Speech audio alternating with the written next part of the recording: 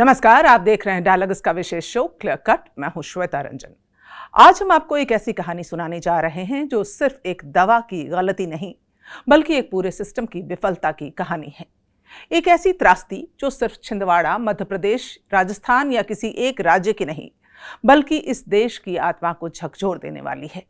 एक ऐसी घटना जिसमें ना तो कोई आतंकवादी हमला हुआ, ना कोई दुर्घटना, ना कोई महामारी, और फिर भी करीब 24 मासूम बच्चों की जान चली गई। कारण एक साधारण कफ सिरप, नाम कोल्ड्रिफ। वो सिरप जो खांसी जुकाम में राहत देने के लिए दिया गया था, वही सिरप अब मौत का जहर साबित हुआ। मध्य प्रदेश के छिंदवाड़ा जिले में बीते महीने जो हुआ, उसने हमारे स्वास्थ्य तंत्र, हमारी निगरानी एजेंसियां और शायद हमारी संवेदनशीलता तीनों पर सवाल खड़े कर दिए हैं। छिंदवाड़ा के पारसिया ब्लॉक में छोटे छोटे गांव हैं, मिट्टी के घर, खेतों के बीच दौड़ते बच्चे और सर्दियों में खांसी जुकाम का आम होना कोई नई बात नहीं। लेकिन इस बार कुछ अलग हुआ। बुखार और खांसी से पीड़ित बच्चों को डॉक्टरों ने एक सिरप दिया, कोल्ड्रिफ, जो तमिलनाडु की एक कंपनी श्रीसन फार्मास्यूटिकल्स ने बनाया था। कुछ ही दिनों में बच्चों की हालत बिगड़ने लगी। किडनी फेलियर, उल्टियां, मस्तिष्क में सूजन और फिर मौत। यह सब सुनकर आप सोच रहे होंगे, आखिर एक कफ सिरप से ये कैसे हो सकता है? आखिर एक खांसी का सिरप इतनी बड़ी तबाही कैसे मचा सकता है? तो जवाब है डाई एथिलीन ग्लाइकोल यानी DEG। यह वही केमिकल है जो आमतौर पर ब्रेक फ्लूइड और एंटी फ्रिज में इस्तेमाल होता है, और जांच में सामने आया कि कोल्ड्रिफ सिरप में इसकी मात्रा जो अनुमत सीमा है, यानी कि जो सीमा दी गई है, तय की गई है, उससे करीब 500 गुना अधिक है। आप समझ सकते हैं, 500 गुना अधिक।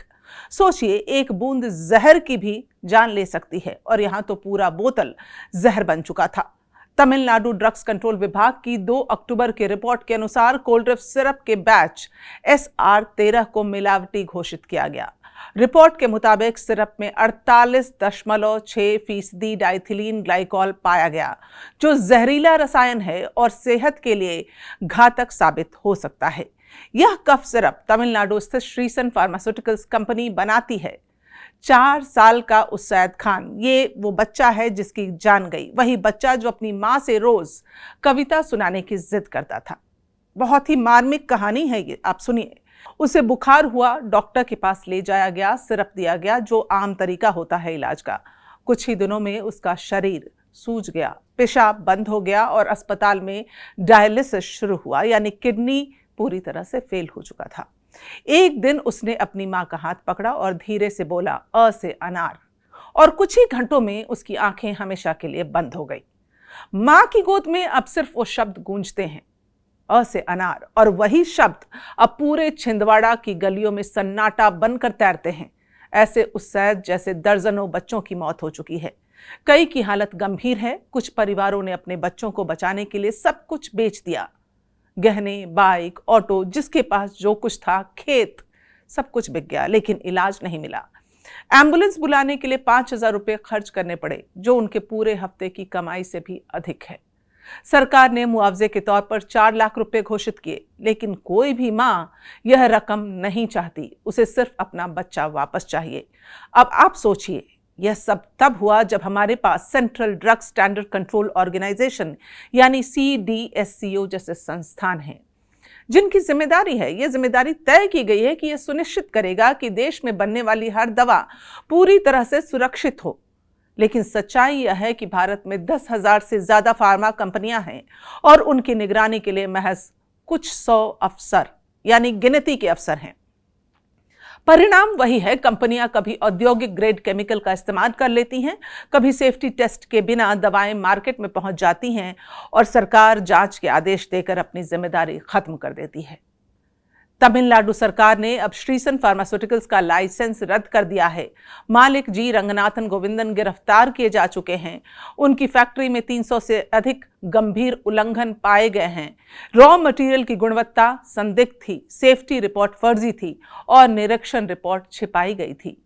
Central drug standard control organisation के मुताबिक श्रीसन फार्मा को Tamil Nadu food and drugs administration यानी TNFDA से 2011 में लाइसेंस मिला था। यह कंपनी कांचीपुरम में महज 2000 वर्ग फीट के क्षेत्र में एक लोहे के शेड वाली छोटी सी फैक्ट्री में कोल्ड रिफ सिरप बना रही थी। यह कंपनी नेशनल ड्रग सेफ्टी के नियमों की धज्जियां उड़ा रही थी, उल्लंघन किया जा रहा था। उसके बावजूद 1 दशक से भी अधिक समय तक बिना किसी रोक टोक के ये अपना कारोबार बेफिक्री से करती रही।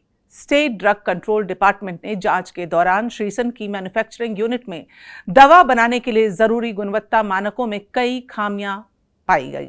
प्रवर्तन निदेशालय यानी ईडी ने भी कंपनी के ठिकानों पर छापेमारी की है। मनी लॉन्ड्रिंग के आरोपों की जांच शुरू हो चुकी है, लेकिन सवाल अब भी वही है। सीडीएससीओ रिपोर्ट की मुख्य बातें बताती हैं कि कंपनी पर ठीक से निगरानी नहीं की गई। जिस श्रीसन फार्मा को 2011 में लाइसेंस रद्द किया गया था और 2016 में रिन्यू भी किया गया, लेकिन फैक्ट्री की हालत बेहद खराब थी। आपको ताज्जुब होगा जानकर कि वहां गंदगी का भरमार था। वहां पर ऐसे हालात थे जैसे किसी कबाड़ी खाना में पहुंच गए हों। तमिलनाडु ड्रग्स कंट्रोलर ऑर्गेनाइजेशन ने कभी भी कंपनी के बारे में केंद्र सरकार को जानकारी नहीं दी। रिपोर्ट में डेटा और रजिस्ट्रेशन में कई बड़ी गड़बड़ियां सामने आई हैं। दवाओं की बेहतर निगरानी के लिए केंद्र ने एक राष्ट्रीय डेटा तैयार करने का नियम लागू किया है, लेकिन कंपनी ने कभी भी राष्ट्रीय डेटा पोर्टल पर खुद को रजिस्टर ही नहीं किया, जबकि यह जरूरी था, अनिवार्य था। यह राज्य नियामक की जिम्मेदारी है कि वह राज्य में इस नियम को लागू करे, लेकिन तमिलनाडु ने ऐसा नहीं किया। अक्टूबर 2023 में केंद्र ने सभी राज्यों से एक गूगल फॉर्म साझा कर उनसे कंपनियों की जानकारी देने के लिए भी कहा था।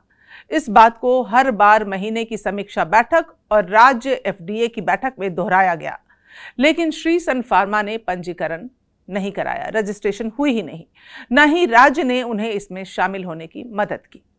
कंपनी सुगम पोर्टल पर भी दर्ज नहीं थी, जो कानून के तहत अनिवार्य है। यहां भी कंपनी को पंजीकृत कराने की मुख्य जिम्मेदारी तमिलनाडु के औषधि नियंत्रण विभाग के पास थी। लेकिन सवाल फिर वही, क्या बच्चों की मौत के बाद कार्रवाई ही हमारी व्यवस्था का चेहरा बन चुकी है? छिंदवाड़ा के गांव में अब बच्चे खेलने नहीं निकलते। हर घर में सिरप की खाली शीशी है जो मौत की याद दिलाती है।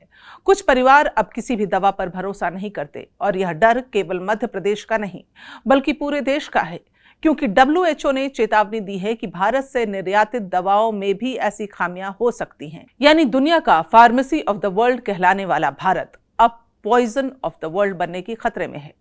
WHO ने सोमवार को भारत में 3 मिलावटी कफ सिरप को लेकर भी चेतावनी जारी की, यानी एक नहीं 3 सिरप। इनमें श्रीसन फार्मास्यूटिकल्स की कोल्ड रिफ है, रेडनेक्स फार्मास्यूटिकल्स की रेसिपी फ्रेश TR और शेफ फार्मा की रिलाइफ की खेप शामिल है। न्यूज एजेंसी रॉयटर्स की अगर माने तो WHO ने कहा है कि तीनों सिरप गंभीर जोखिम पैदा कर सकते हैं। ये जान के लिए खतरा पैदा करने वाली बीमारी का कारण भी बन सकते हैं। WHO ने दुनिया भर के देशों से कहा है कि अगर उनके यहाँ ये दवाएं मिल रही हैं तो तुरंत इसकी जानकारी साझा की जाए। अब सवाल यह है कि जब WHO को पता चल सकता है तो हमारी सरकार को क्यों नहीं? जब एक छोटी जांच टीम इतनी बड़ी सच्चाई उजागर कर सकती है तो स्वास्थ्य मंत्रालय की आंखें क्यों बंद थी? क्या लाइसेंस रद्द करना और गिरफ्तारी ही समाधान है, या फिर हमें यह स्वीकार कर लेना चाहिए कि हमारी स्वास्थ्य व्यवस्था आज भी मुनाफे और मिलीभगत के बीच दम तोड़ रही है? मध्य प्रदेश के मुख्यमंत्री मोहन यादव के फोटो सोशल मीडिया पर वायरल हुए, जहां वे हाथियों को गन्ना खिला रहे थे, और उसी वक्त छिंदवाड़ा के अस्पताल में माएं अपने बच्चों को बचाने की जद्दोजहद कर रही थी, तड़प रही थी। क्या यह संयोग है या संवेदनहीनता? विपक्ष ने इस्तीफे की मांग की। कांग्रेस नेता जीतू पटवारी ने कहा यह गैर इरादतन हत्या है। उन्होंने केंद्रीय जांच की मांग की, लेकिन अभी तक कोई ठोस कदम उठाया ही नहीं गया। यह घटना सिर्फ एक दवा का फेल्योर नहीं, यह हमारे समाज की चेतना का फेल्योर है। हम जो सस्ती दवा के नाम पर सब कुछ मान लेते हैं, हमारे सिस्टम जो निगरानी की जिम्मेदारी निभाने में असफल रहे, और हमारी राजनीति जो मौत के बीच भी फोटो अपॉर्चुनिटी में व्यस्त रहती है। एक मां को कहते सुना गया, मेरे बच्चे की मौत किसी बीमारी से नहीं, सरकार की लापरवाही से हुई है। और वह सही कह रही थी, क्योंकि जब निगरानी एजेंसियां फेल हों, जब कंपनियां जहर मिलाएं, जब डॉक्टर अंधविश्वास में दवा दें, और जब सरकार सिर्फ बयान दे, तो मौत किसी दुर्घटना से नहीं, व्यवस्था से ही होती है। तो आज इस शो के अंत में हमारा क्लियर कट सवाल सिर्फ सरकार से नहीं बल्कि पूरे सिस्टम से है।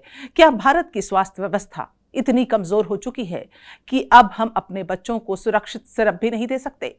क्या हर बार जांच, मुआवजा और गिरफ्तारी से ही जिम्मेदारी खत्म हो जाती है? और क्या हम तब तक इंतजार करते रहेंगे जब तक हर गांव से कोई उस्सैद मर नहीं जाता? सरकारें आती जाती रहेंगी, कंपनियां बदल जाएंगी, लेकिन एक बच्चे की मौत कभी नहीं भूलनी चाहिए।